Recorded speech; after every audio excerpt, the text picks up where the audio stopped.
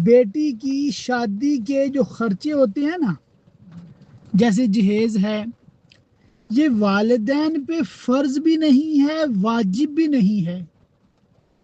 अपनी खुशी से अगर वो कुछ देते हैं बेटी को तो ये सुन्नत है, जायज है, इसको फर्ज ना कहें। समझे बात को? बाकी जो हमने रस्में बनाई हुई है ना, अब इतनी बड़ी बारात आएगी, इतना जहेज देना है, ये हमारे अपने बनाए हुए कानून हैं। हम शरीयत को इसका इल्ज़ाम नहीं दे सकते। और शरीयत ने कुर्बानी वाजिब की है। ये शख्स साहब निसाब है, खुश दिली से कुर्बानी करे।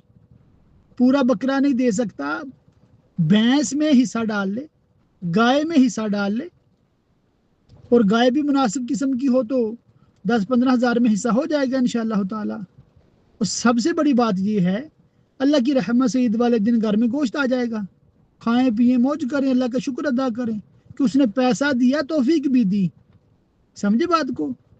और मेरी भी दुआ है, अल्लाह पाक बच्ची के भी नसीब अच्छे करे, जितना हस्बे तौफीक दे सकते हैं ज़रूर दें, मगर इस वजह से कुर्बानी ना छोड़ें।